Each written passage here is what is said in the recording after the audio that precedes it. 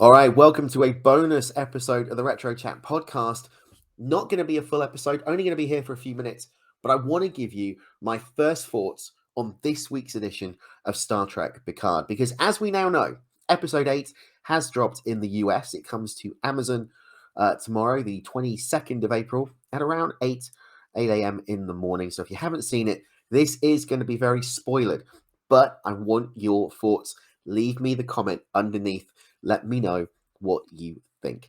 So, spoiler-heavy edition of Star Trek Picard. Let's get to it. This is the first thoughts. We kick off the episode with the interrogation.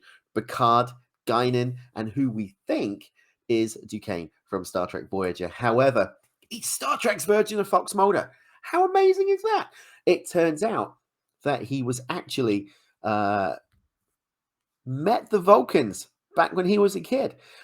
Great scenes with him and with Picard and with Guinan, basically laughing off the fact that they're aliens, realizes that they're trying to sabotage the Europa mission, and a great little scene where he separates them.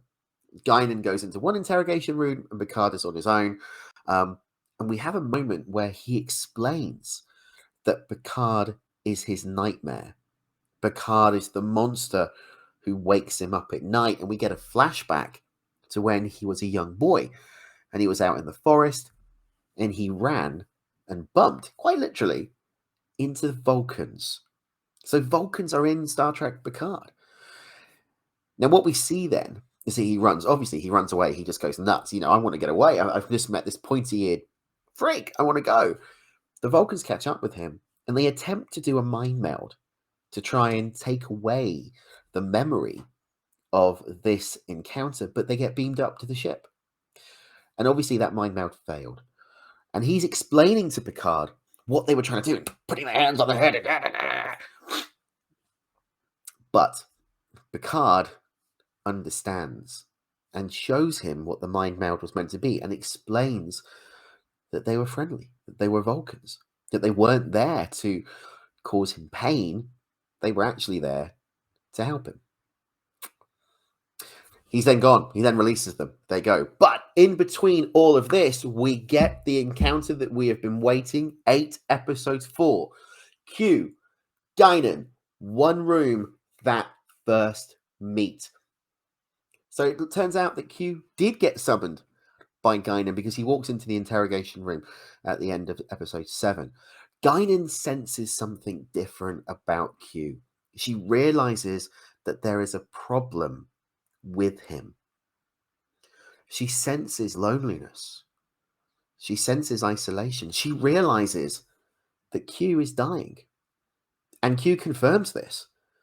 Q realizes, he says, he's seen the darkness and he wants it to come. This isn't the meeting that we expected because he even says we're not meant to meet yet.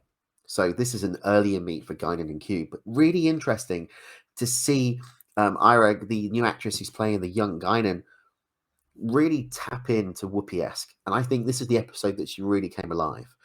And that interaction between her and John Delancey was amazing. It was really, really good to see.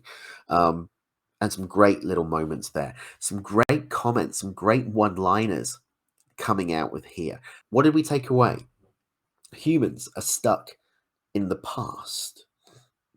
Welcome to the end of the road not traveled, and the trial never ends. What do we think? Where do we think it's going to go? Looking forward to seeing it. The next subplot we've got is Jurati. Raffi and Seven are on the hunt for Agnes Jurati. They follow the trail. They find that she's eating batteries because that's how the Borg Queen is getting her power. There's a fight. Agnes, Raffi, Seven. Raffi is almost killed by Agnes Borg. Is that her name? I don't know. We see a lot about the relationship between Raffi and Seven. We see a lot more about the relationship between Raffi and Elnor and how she convinced him to stay at the academy, and really where she's getting the guilt for his death at the end of the previous episodes. We also maybe find out a bit more about why Seven and Chakotay didn't work on Voyager, why Seven and Raffi didn't work. Seven is still traumatized. She's still traumatized by her experience being a Borg, and you can see that. And there's great emotional acting by Jerry Ryan, one of her, in my opinion, best performances throughout the entire 2 years of Trek Picard. The La Sirena. Things are getting hot. We definitely know, I think, that Rios is going to be bringing Teresa and her son to the 25th century. I think we can see it happening. It's either going to be that or he's going to stay in the 21st. I can't see them doing that because I really do hope we're going to get a Stargazer spin-off once Picard ends. But they've done a lot of Star Trek 4 Easter eggs throughout, so maybe that is what is going to happen. The last thing to touch on is Agnes Borg, Agnes Girardi. Amazing acting by Alison Pill, absolutely phenomenal. Agnes, now fully possessed by the Borg Queen, is going on an absolute rampage. Interacts with Brent Spiner.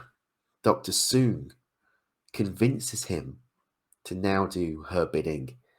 And at the end of the episode, we see the first set of assimilation. The Borg have landed.